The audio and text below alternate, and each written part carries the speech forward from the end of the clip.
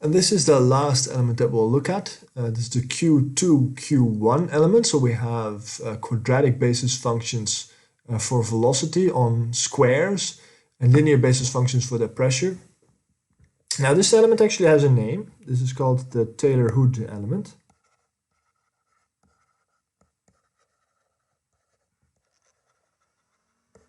That's because this element is quite famous. This is one of the elements that we can use for the Stokes equation, and thus also for the equations of an incompressible solid.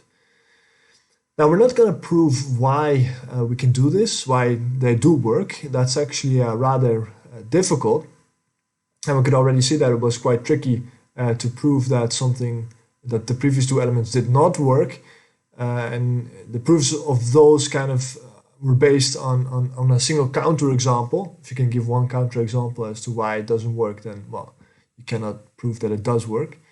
Proving that an element does work is quite a bit more tricky.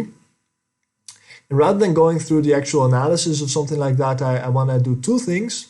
In this video, I'll give you a bit of a rule of thumb to get an idea about if an element might or might not work. That should just give you sort of the engineering feeling for things.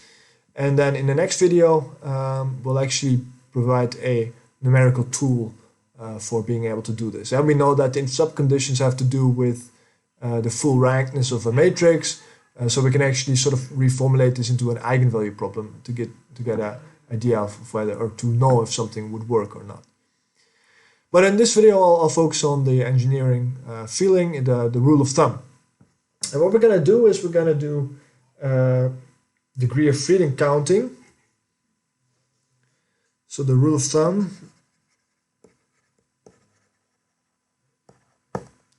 DOF counting, is what that is called. And we're going to try and obtain a constraint ratio.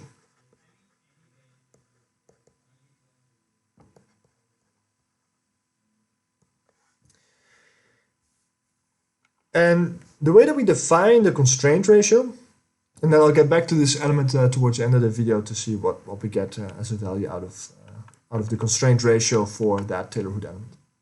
So the way that we define this constraint ratio is R is equal to the number of equations that we have, number of free equations, divided by the number of constraints.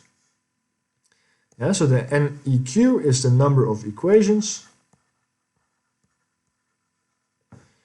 So that is the size of our U vector, so our vector of coefficients for our velocity degrees of freedom. But specifically the free equations, so the equations that are left after we've specified boundary conditions. Yeah, so after boundary conditions. And the NCs are the number of constraints. Yeah, so that's the size of the P vector. And just to illustrate that, let me redraw the matrix. The matrix system of equations that we obtain for these constraint optimization problems, these saddle point problems.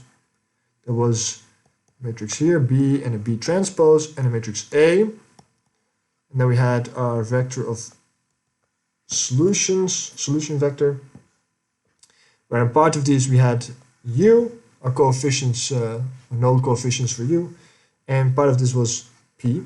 And this section of the matrix multiplication correspond to the number of constraints, right? So that's precisely the number of P coefficients, whereas this represented the number of leftover equations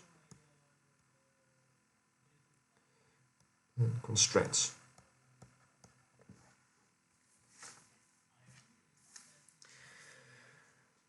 So this number R signifies a ratio between the number of free equations and the number of constraints. Now, why is that interesting?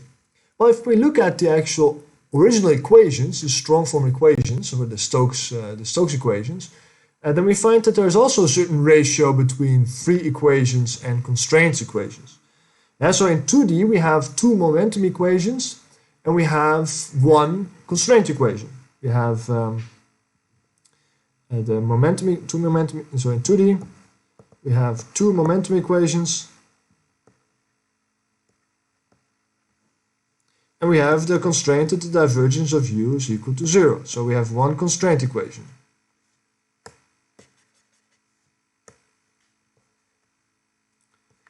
One constraint equation.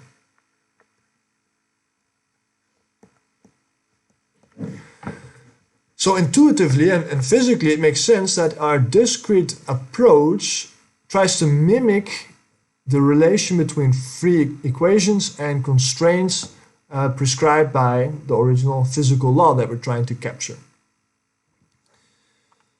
So we're trying to obtain a discretization for which, at least in 2D, our constraint ratio R is 2. So try to find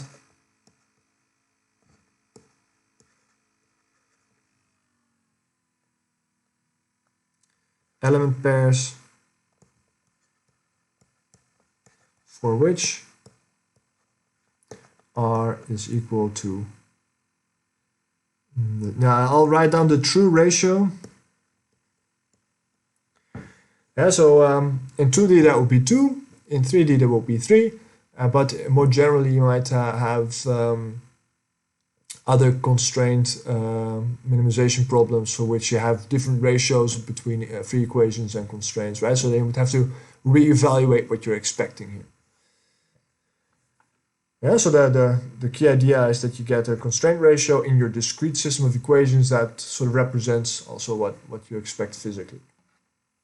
Now, that's not the full story though, because if we try to do that, then we actually find that that doesn't quite always work. But still, this is something that we'll use as a bit of a guideline. So let's go over a couple of examples. So let's start with the element for which we knew that it's going to lock, right? This one of the elements that we did before. That is this set of elements. That's the first element that we considered. So what kind of constraint ratio do we get here? Well, the way that we would go about trying to figure this out is you're going to try and extend this mesh a little bit, and you're going to see towards what kind of ratio we converge. So if I add more elements, and again I'm not considering the ones corresponding to the boundary conditions, right? So essentially we're extending this into infinity without considering these ones. Then what do we converge to?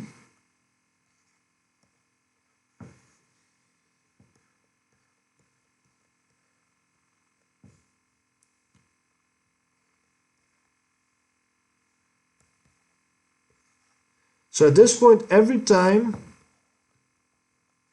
that I add one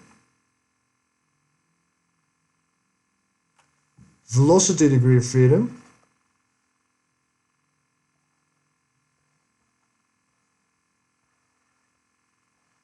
I'm adding 2 pressure degrees of freedom.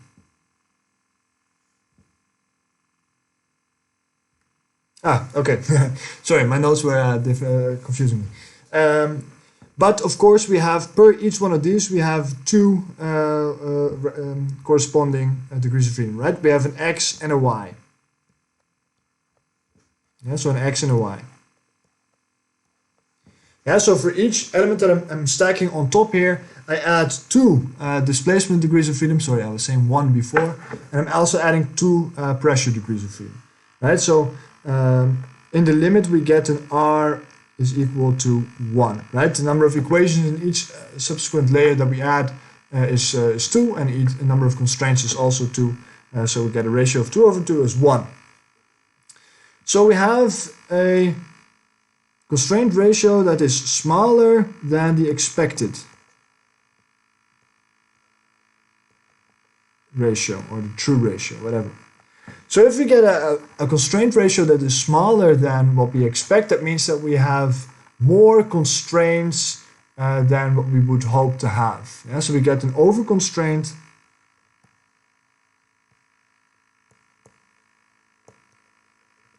In this case, we get an over constraint velocity. It doesn't have to be in quotation marks. And as we saw in our analysis before, that leads to a locking phenomena.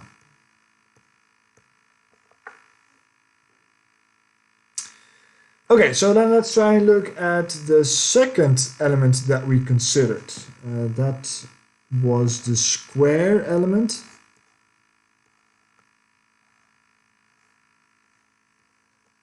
It looked like this.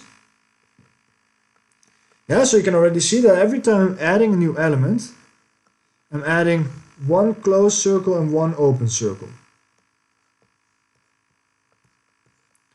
Closed circle is 2 degrees of freedom in x and y.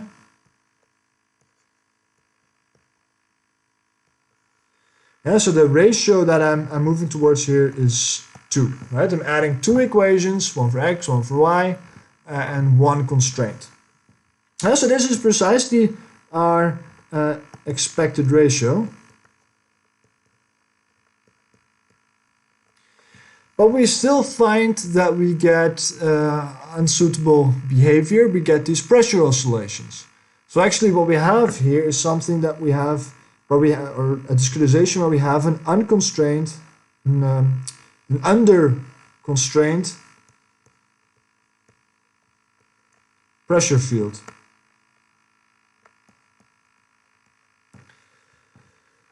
Now, nevertheless, the ratio between the degrees of freedom and the constraints is optimal. So that means that the velocity field that we do obtain is really satisfying the momentum equations and the constraint equations very well. So we get a velocity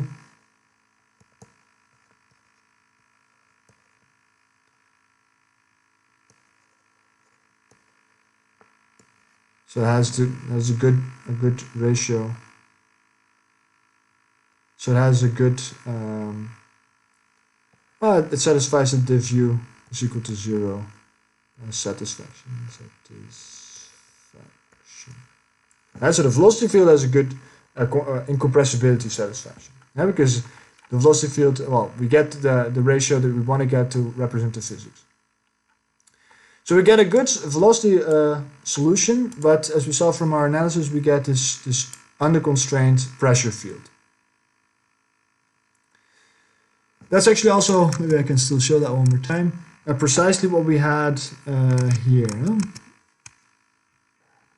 That we get this spurious pressure mode, but we still have actually a very, very good velocity. And I think this one is precisely, well, maybe I can get to that in a second after we look at the Taylor-Hood element.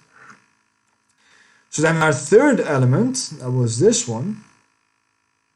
There it is, the Taylor-Hood element, Q2Q1. What happens if we try to mesh a volume with elements like that? So we have quadratics for our velocity, linears for our pressures. Now every time I add an element, I'm adding 1, 2, 3, 4 closed nodes, and 1, 2 open nodes. Yeah, and the open nodes on the boundary are not cancelled because we are prescribing velocity boundary conditions and not pressure boundary conditions. Yeah, so every element I'm adding, and I can show you again, the same thing would hold here. So here's another element I'm adding. 1, 2, 3, 4 nodes for our velocities. Each node has 2 degrees of freedom. So I'm adding 8 degrees of freedom for my velocity, and I'm adding 1 pressure degree freedom. Okay, so that's another interesting case here, right? So in the bottom row of elements, we had 2 additional pressures, but now as I'm moving towards the volume, it's only going to be 1, and that's what we're interested in. We're interested in the case where we have an infinitely wide domain, so a limiting case, right? So if you're trying to do this, you actually have to do this for the homework as well. So then you kind of have to extend past the boundary more in towards the domain to get the ratio that we're interested in here. Yeah, so again, adding 1 element gives me 1, 2, 3, 4 times 2 is 8 equations, and 1 additional pressure, so 1 constraint. So R is going to be equal to 8 divided by 1 is equal to 8. So now we don't have an element that logs, right? We don't have an element for which R is smaller than the expected ratio. So we don't have logging. We also don't have an element for which, well, they're precisely the expected ratio. So we also don't have an element for which we get good satisfaction of our divergence free solution. But actually for this element we find that also the pressure is not under constraint. We have added additional constraints on the pressure, right? That's actually the number of equations is also the number of equations involved in obtaining the pressure solution, right? The pressure solution is also this multiplication. So we have a way too large value. It's larger than expected. But at least that gives us no locking, no under constraint pressure. But it also means that we don't get no good div u is equal to 0 satisfaction. Yeah, so that's something that we're not too happy with. And if I can show you the results, then we get as a last example here these are the triangular Taylor Hood elements. You also have triangular Taylor Hood elements.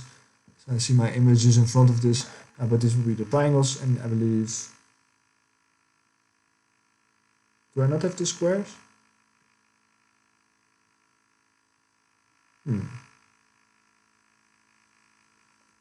That's too bad. Okay, then let me go back.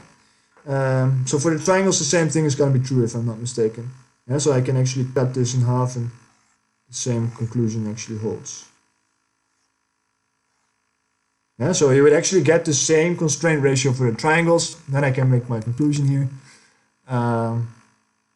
So then you get a solution like this, where we indeed do not observe any pressure oscillations. So we get an okay pressure field.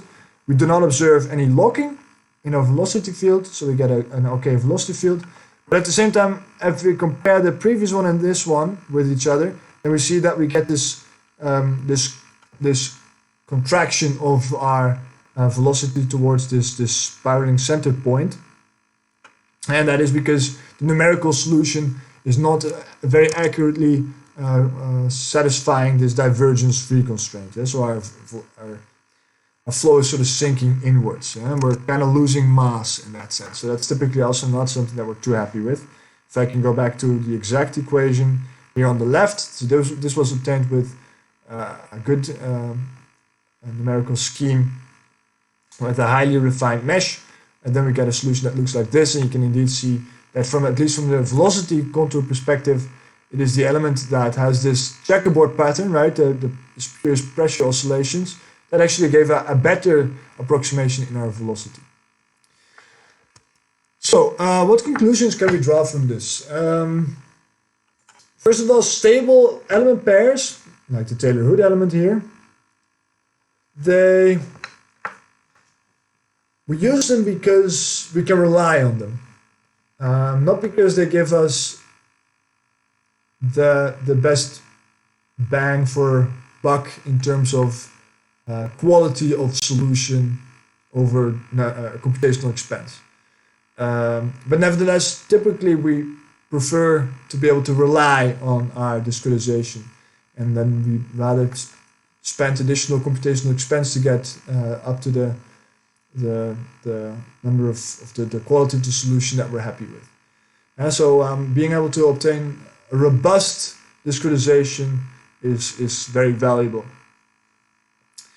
Now, other conclusions here is that the rule of thumb gives us an initial indication, specifically if elements are going to lock, right? That's pretty straightforward. If you have a way too small constraint ratio, that means that we're over-constraining our velocity and we get locking behavior. So for the RS2, then we get these optimal values. Then we typically get good velocity fields, but we might still get poor pressure fields. And for too large values, we could actually get stable pairs, but then we would not get very good results in terms of constraint satisfaction. So there's still some things that we can improve here. We'll move towards actually stabilized formulations again. So we're going to move away from trying to find these good pairs. This is still actually open research. We're still looking for the best pair of elements for the job. But before we actually go to the stabilized formulations, I still want to have one more video in which we can numerically assess the quality of our approximation scheme. So that's it for this video, and I'll see you in the next one.